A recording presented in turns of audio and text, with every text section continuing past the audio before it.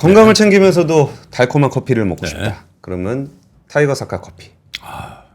그 봉지 커피 너무 한 개 너무 오래 먹었어요 우리. 그죠? 몇십 년 동안 계속 그거만 먹어.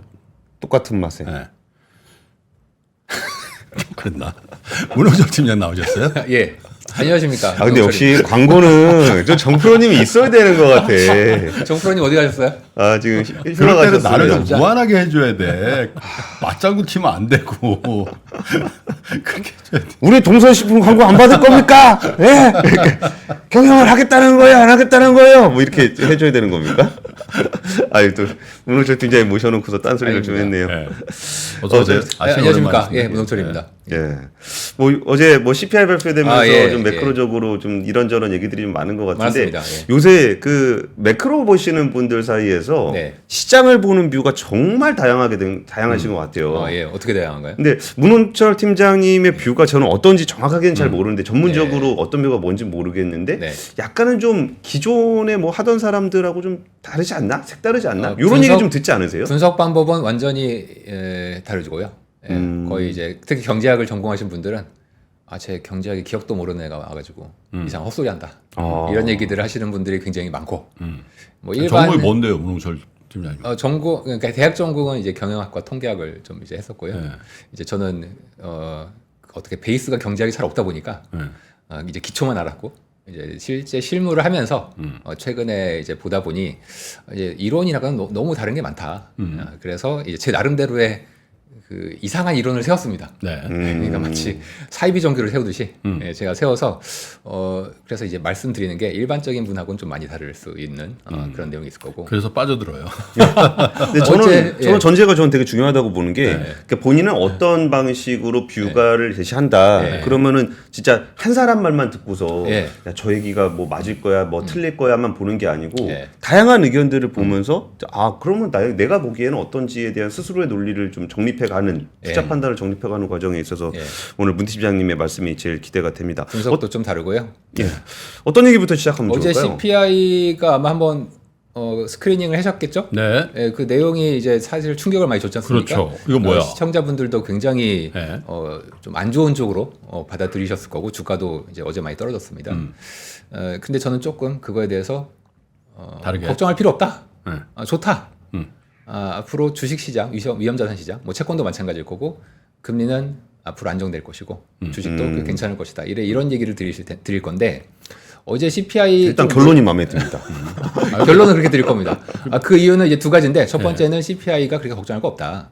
그리고 두 번째는 지금 연준의 태도에도 불구하고 실제 유동성은 상당히 풀리고 있다. 이게 오늘 결론입니다. 알겠습니다. 한번 주식 사는 얘기네요. 사는 얘기죠. 네, 세부적으로 한번 어제 들어가 보죠. 물가를 좀 분석하셨을 때 좀 내용 면에서 좀 특징적인 걸 한번 이렇게 스크리닝을 제가 똑같은 얘기를 또 할 수 없으니까 네, 그냥 해주세요. 그래도 됩니까? 그 화면을 잠깐 보시면 어제 이제 가장 큰 충격을 줬던 거는 지금 준비한 화면에서 제 오른쪽에 있는 게 1월인데요. 보시면 이게 MOM입니다. 전월비. 예. 보통 이제 YOY 숫자를 보실 텐데 이제 모멘텀 볼 때는 전월비를 이제 봐야 되지 않습니까? 보시면 연두색이 많이 증가했죠. 그리고 연두색은 과거부터 주거비. 엄청나게 계속 증가하고 있습니다. 네. 최근에 조금 뭐 애매하고요. 얘가 이제 주거비입니다. 예. 주거비가 비중이 굉장히 커요. 그리고 또 하나는 이제 녹색, 그 다음에 이제 녹색이죠, 녹색. 이게 서비스. 서비스인데 주거비도 서비스이기 때문에 주거비를 뺀 서비스. 요 두 개가 핵심입니다. 요 두 개 핵심. 특히 저는 오늘 이제 주거비 쪽을 말씀을 드릴 겁니다. 주거비가 최근에 계속 특히 지난 1월에 이제 많이 오른 걸로 이제 나왔지 않습니까? 근데 주거비의 산출 방식을 좀 생각을 하실 필요가 있는데 이 다음 페이지를 한번 보시면 그 주거비의 내용을 잘 보시면 크게 두 가지로 나뉩니다. 첫 번째는 지금 그림에서 보시듯이 거주자의 임차료. 이게 이제 녹색이에요. 렌트비. 이게 렌트비입니다. 근데 우리가 거주비 하면 다 렌트비라고 생각하지 않습니까? 근데 얘는 거주비에서 비중이 그렇게 크지 않아요. 거주비에서 비중이 가장 큰 부분은 이 그림에서 회색입니다. 소유자 등가 임대료? 갖고 있는데. 말만 들어도 좀 묻어들겠죠? 뭔지 잘 모르겠죠? 이거는 그 실제 임대료를 내는 사람이 아니라 이게 집이 다 있으시죠? 집이 있으신 분들, 그러니까 자가. 집주인, 자가인 분들한테 가서 물어봅니다. 당신이 만약에 이 집을 지금 살고 있는데 혹시라도 임대로 만약에 산다면 얼마의 임대료를 내실 건가요? 이렇게 물어보는 네. 이런 집이라면. 네, 이런 집이라면 지금 당신이 살고 있는 집이라면 그런데 이게 설문조사를 물어보는 거예요? 네, 물어보는 겁니다. 자기 집 월세 아세요? 근데 그 아파트 같은 경우는 그냥 뭐 부동산 사이트 가 보면은 뭐 비슷한 아파트의 월세가 얼마인지가 대충 나오니까. 근데 이거를 이제 매달 오는 설문지에 대비해서 오늘의 이번 달의 월세는 얼마구나. 오늘은 얼마로 적어야지. 이렇게 생각하실까요? 없죠. 그렇게 하시는 분은 거의 없습니다. 네. 그럼 이분들은 어떻게 적냐면 네. 뭐 대충은 적는데 네. 어떻게 적냐? 집값이 올랐네? 이러면 올리고. 올려요. 집값이 집값이 떨어졌네? 하면 떨어뜨립니다. 네. 근데 미국의 현재 임대료를 보면 실제 임대료를 내시는 분들의 렌트비는 굉장히 안정돼 있습니다. 혹은 떨어지고 있거나. 근데 문제는 거기에 오른 거예요? 집값이 지금 오르고 있습니다. 집값이. 뭐 집값이 그렇게 막 오르는 건 아닌데 사실 뭐 YOY로 보면은 오히려 최근에 약간 오르고 있어요. 그러니까 진짜 임대료는 내려가고 있는데 집값이 올라가다 보니까 살던 사람은 우리 집 정도면 이제 월세 좀 더 받아야지 이런 생각을 한다는 거죠. 바로 그거죠. 그러다 보니까 지금 이 그림처럼 과거에 나타나지 않았던 그 양자 간의 격차가 정반대로 좀 벌어지고 있는 겁니다. 이런 경우는 잘 안 일어나요. 그러니까 90년대 초에 이제 처음이에요. 이런 식으로 얘가 벌어진 케이스는. 자, 그럼 문제는 이제 시청자분들은 그럼 뭐가 맞냐? 그럼 우리 상식적으로 생각해 보세요. 실제 월세 내는 사람이 맞을 거냐? 아니면 집주인인데 집값이 오르니까 임대료를 높게 부르는 게 맞을 거냐? 이제 그게 핵심적인 질문인 거고요. 일단 가장 중요한 건 왜 집값이 오르냐는 거죠. 금리가 이렇게 높은데. 그거는 이제 미국의 특수성이 좀 있습니다. 한국은 금리를 올리면 집값이 영향을 이제 안 좋은 쪽으로 받아요. 그렇죠. 근데 미국은 사실 정반대입니다. 그 모기지 때문에 그런 거죠. 모기지를 30년짜리를 받다 보니까 고정이죠, 고정. 얘가 고정금리를 30년을 받으면 금리를 올려도 영향을 안 받죠. 더 큰 문제는 이사를 못 가요. 그렇죠. 팔면은 높은 금리로 받아야 되니까. 어떻게 되겠죠? 이사 안 가고 그냥 눌러 앉았습니다. 그런데 우리가 거래량, 그러니까 주택의 거래량 중에서 80~90%가 기존 주택, 재고 주택입니다. 우리나라도 마찬가지예요. 그리고 이제 분양한다, 이제 분양이 공급이다. 그거 얼마 안 됩니다. 거래량 중에 뭐 10%에서 20%밖에 안 돼요. 자, 그런데 이 90% 가까이를 차지하는 이 기존 주택 매매가 안 나와요. 매물이 매물 없다. 부족이네. 그러니까 신규로 만드는 지금 미국에서 신규 주택이 굉장히 호황이에요. 왜냐하면 기존 주택이 안 나오니까 물량이. 신규 주택은 지금 열심히 만들어서 지금 역대 최대의 건축 건수를 보이고 있습니다. 그 얘기는 뭐냐? 금리가 오히려 높은 게 집값을 올리고 있다는 얘기입니다. 거래량을 줄여서. 거래량 그러니까 정확히 얘기하면 우리가 맨날 뭐 부동산 얘기할 때 공급 이러지 않습니까? 근데 그 공급 중에서 신규 공급은 얼마 안 돼요. 대부분은 기존 주택 공급인데 그게 사라졌죠. 그러니까 집값이 당연히 공급이 부족하니까.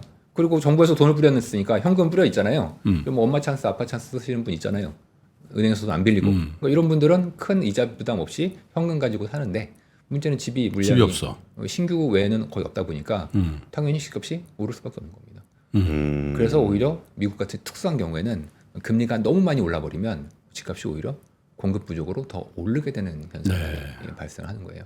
그래서 이러한 아주 요상한 금리를 올렸는데도 오히려 집값이 오르는 요상한 현상이 발생하는 거예요. 근데 이게 그 일시적인 문제인지 구조적인 문제인지에 대해서 좀 여쭤보고 싶은데 집값이 올라간다 그러면은 뭐 집값이 올라가는 것만큼 렌트비가 올라가는 게 우리가 상식적이잖아요.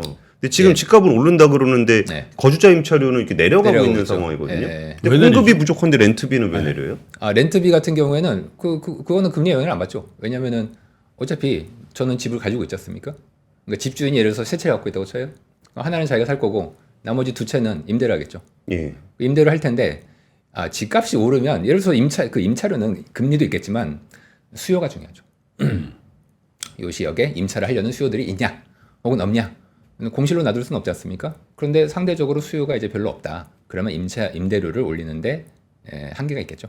그러다 보니까 임차료는 오히려 안정되고 있는. 근데 집에 거래가 없으면 임대를 많이 해야 될 거 아니에요? 그건 이제 신규를 했을 때 많이 그런 거고 집에 이제 거래가 없다는 거는 이제 이것은 굉장히 마켓은 다양하게 이제 분포를 하기 때문에 이제 새집 수요와 이제 임대 수요는 이제 늘 다른 거고요. 많이들 좀 다르게 잘못 생각하시는 게 임대를 살다가 집을 산다 혹은 집을 살다가 임대로 간다 이런 경우는 잘 없습니다. 임대로 사는 사람은 보통 임대만 계속 살고요. 집을 사시는 분들은 보통 자기 거주로만 계속 사시기 미국은 때문에. 대부분 그렇긴 하죠. 한국도 그래요. 한국도 자가 비율을 보시면 거의 늘 60%에서 잘 안 변합니다. 이게 그래서 이제 우리가 상식적으로 집값이 떨어지거나 싸지면 사지 않겠냐 이렇게 생각하시지만 잘 안 그래요. 부동산 시장 같은데 오늘. 그러니까 저는 일단 이 부분은 사실은 좀 납득은 잘 안 가는데 왜냐하면은 뭐 미국 시장이 뭐 하루 아침에 반한 게 아니라 지금 벌어지고 있는 거니까. 근데 여기가 이게 함의하는 게 뭔지로 좀 이야기를 좀 넘어갔으면 좋겠어요. 사실 벌어진지는 사실 이제 그림에서 지난달이 특히 크게 벌어진 것처럼 보이지만 양자의 갭은 사실 벌어진 지가 한 1년 정도 됐습니다. 보시면은 저 회색 선의 하락 속도는 굉장히 둔화되고 있고 회색이 소유자 등가 임대료 그리고 녹색 선은 계속 쭉쭉 떨어지고 있죠. 최근까지도. 그러다 보니까 이 양자 간의 이제 갭은 벌어지고 있는 거고요. 저 회색이 비중이 크다 보니까 임대료의 CPI 내에서는 계속 임대료는 이제 거주비가 올라가는 것처럼. 회색의 비중이 크니까 훨씬 커요. 대략 70% 거주비의 70% 이상입니다. 네. 회색은. 그러면은 좀 과잉 대표돼 있을 가능성이 높은 거네요. 가격 오른 거. 이거의 판단은 제가 이미 설명을 다 드렸기 때문에 미래에 대한 판단은 스스로 내려보셔도 됩니다. 저도 잘 몰라요. 미래가 어떻게 될지. 그러니까 이제 금리가 뭐 아까 집주인의 어떤 등가 임대료에 어떤 영향을 미칠지 그리고 임대료가 계속 지금 떨어지고 있지 않습니까? 실제 월세는 월세 떨어지는 게 이제 어떻게 될 건지 이거 추세는 아마 계속 떨어질 건데 집값이 금리가 계속 높은 수준에 있으면 이사는 계속 안 가지 않겠습니까? 정반대로 금리가 떨어지면 오히려 이사를 가게 될 것 같습니다. 그렇게 되죠. 그럼 오히려 금리를 내렸는데 집값이 오히려 떨어질 수 있습니다. 근데 이게 만약에 이 말씀대로 해보면은 그러니까 이 사람은 실제로 이 렌트비를 내는 사람들이 아닌 거잖아요. 아니에요. 거의 70% 이상이 렌트비를 내지 않는 사람들한테 물어보는 겁니다. 그러니까 그러면 이 사람들은 사실 이렇게 실질적인 경제에 미치는 영향도 별로 없는 거잖아요. 이 사람들이 뭐 이걸 올려가지고 물가를 자극한다거나 뭐 금융시장에 뭐 자금을 유입하거나 그게 아니라 그냥 명목상 숫자니까. 명목상 숫자긴 한데 이렇게 보세요. 예를 들어서 최근에 우리나라 집값이 많이 올랐지 않습니까? 그때 사람들이 다 뭐라고 했냐? 집값이 이렇게 올랐는데 왜 물가는 반영 안 하냐? 즉 집값이 올랐을 때 이거를 물가에 넣어야 되냐 말아야 되냐에 대해서 엄청난 고민이 많아요. 경제학자들도. 미국은 이 등가 임대료의 방식으로 넣습니다. 한국은 어떻게 넣냐? 전세가로 넣습니다. 한국은 전세가 있어서. 전세가. 한국은 등가 임대료라는 개념이 없고요. 한국의 CPI는 전세가로 들어가게 돼 있습니다. 그래서 이 집값이 다는 아니지만 일부가 CPI에 들어가요. 그래서 이게 뻥이냐 아니냐 그거는 쉽게 얘기할 수는 없습니다. 판단은 여러분들이 하시면 됩니다. 그러면은 좀 헷갈리니까 얘를 한번 빼보죠. 주거비가 워낙 차지하는 비중이 주거비를 크니까. 빼면 어떻게 나오냐면 지금 보여드린 그림처럼 나옵니다. 4페이지인데요. 전월비예요, 똑같이. 전월비. 코로나 이전과 이후가 다 있는데 코로나 이전과 뭐 보수적으로 보면 비슷하고 좋게 얘기하면 더 낫습니다. 그러니까 물가가 굉장히 안정되어 있다는 얘기입니다. 이걸 보면. 그리고 거주비의 미래도 알 수 있습니다. 어떻게 알 수 있냐? 이 그림을 잠깐 보시면요. 지금 선이 많은데 보실 건 뭐냐면 지금 하늘색을 보세요. 임대료라고 돼 있죠. 하늘색. 얘는 임대료 중에서 신규입니다. 신규. 새로 계약하시는 분. 1월 달에 새로 계약하신 분. 신규예요. YY입니다. YY. 많이 떨어졌네요. 마이너스 5%죠. 근데 이렇게 CPI 넣지 않습니다. CPI는 아까 일단 CPI에는 신규가 안 들어가고 기존에 거래하신 모든 분들의 임대료가 같이 들어갑니다. 그래서 지금 임대료가 녹색의 임대료가 들어가요. 일단 임차인 기준으로는 녹색이 들어가요. 이게 선에서 녹색 전체라고 돼 있죠. 얘는 지금 플러스죠. 그리고 얘보다도 더 큰 게 뭐냐? 아까 소유자 등가 임대료. 이 그림에서는 파란색. 파란색. 이걸 다 섞어서 들어가니까 실제 임대료는 마이너스 5%지만, 그러니까 신규 기준으로. 그러니까 오늘 내가 가서 월세를 구하면 마이너스 5%인데 통계에는 플러스 5% 이상으로 잡혀 나오는데 나중에 따라와요. 지금 이 그림을 잘 보시면 지난 금요일기 때 한번 보세요. 신규 임대료가 먼저 떨어졌죠. 그러네요. 나머지 애들이 나중에 따라오죠. 나중에 따라와요. 그래서 별로 걱정할 필요가 없다. 나중에 따라와요. 결국. 이게 제가 오늘 일단 물가 측면에서는 말씀을 드리는 겁니다. 저 비중이 워낙 높은데 거주에 대한 비용의 CPI 기여율이 높은데 그렇죠. 저게 사실 착시가 있구나. 그렇죠. 이렇게 보면 이제 착시라는 거죠. 그리고 이게 늦게 따라온다. 이게 저는 이제 착시라기보다는 좀 후행이라는 말을 좀 쓰고 싶은데 이제 후행해서 나중에 따라올 거다. 그렇게 생각하시면 돼요. 그럼 말씀 들어보면은 결국은 이제 후행이라 함은 결국 이제 앞으로 개선이 될 거다라는 거를 우리가 좀 추정할 수 있는 거고 그러면은 그럼 지금 물가 오른 거에 상당부가 주거비였으니 주거비가 조금 안정이 되게 되면 나머지 물가는 전반적으로 안정이 될 거다. 그러면은 물가가 이제 올라간 다음에 안정이 되면 무슨 일이 벌어지나요? 금리가 떨어지고 주가가 오르겠죠. 금리가 떨어지고 주가가 근데 저거를 미국 주식 투자자들 특히 기관 투자가들이 문홍철 위원만 아실 것 같지는 않은데. 그렇지 않습니다. 지금 그거는 굉장히 합리적인 판단인 거고요. 대부분은 그날의 분위기를 따라갑니다.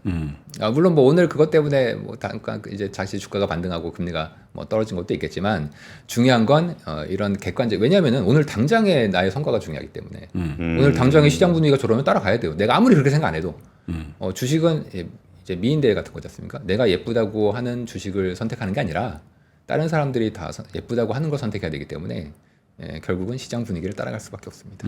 물론 뭐 1년에 2년 이상 뭐 워렌 버핏처럼 뭐 길게 투자한다. 뭐 그러면은 나의 요 분석에 따라서 분석을 해도 되겠죠. 하지만 그렇게 할 수 있는 매니저는 그렇게 많지는 않습니다. 고용은 좀 어떻습니까? 고용도 연준에서 많이 신경 쓰는 부분인데. 고용도 사실은 저는 과장돼 있다. 자꾸 이제 과장돼 있다고 제가 말씀드리는데 너무 실업률이 낮다는 거죠? 실업률보다는 이제 기업 조사의 문제 때문에 좀 과장돼서 표현되는 게 있습니다. 그게 이제 왜 나타나냐? 그거에 대해서 제가 하나 그림을 보여드리면 이 그림을 잠깐 보여드릴까요? 9페이지인데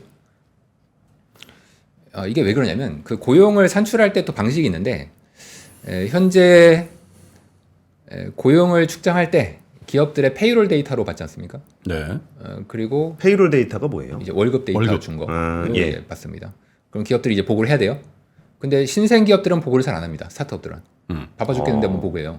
근데 스타트업들이 고용을 많이 하죠. 처음에 사람을 확 고용을 하니까. 그래서 이 스타트업들에 대한 고용을 노동부에서 이거 어떻게 해? 이거 보고도 안 하고. 그런데 창업을 했다는 건 알아. 그래서 모델이 있어요. 창업을 몇 개 했으니까 몇 명을 고용했겠거니 하고 모델 값으로 넣어요. 그런데 코로나 이후에 창업이 굉장히 늘어났습니다.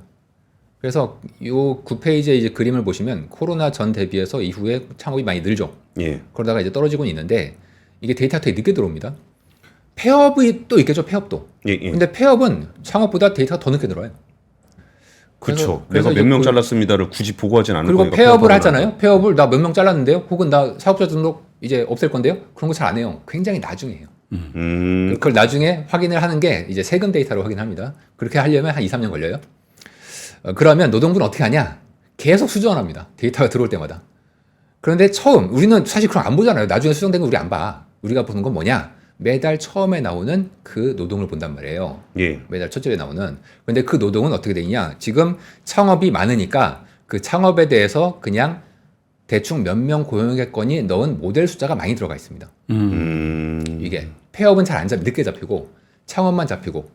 근데 그 창업이 굉장히 최근에 이제 늘어났잖아요. 코로나 이후에. 그러다 보니까 이제 노동을 상당히 과잉해서. 그러니까 창업은 모델로 즉각 반영하고 폐업은 실제를 나중에 반영하는 거군요. 그리고 그 창업도 자세히 보세요. 코로나 이전의 창업과 코로나 이후의 창업이 성격이 많이 바뀌었습니다. 코로나 이전의 창업은 뭐 예를 들면 뭐 정말 창업이에요. 근데 코로나 이후의 창업은 우리가 이제 긱 이코노미라고 하는 게 있지 않습니까? 그냥 혼자서 뭐 작게 뭐 배달업을 하신다든지 혹은 뭐 창고업을 하신다든지. 근데 이런 건 고용을 많이 창출 안 해요.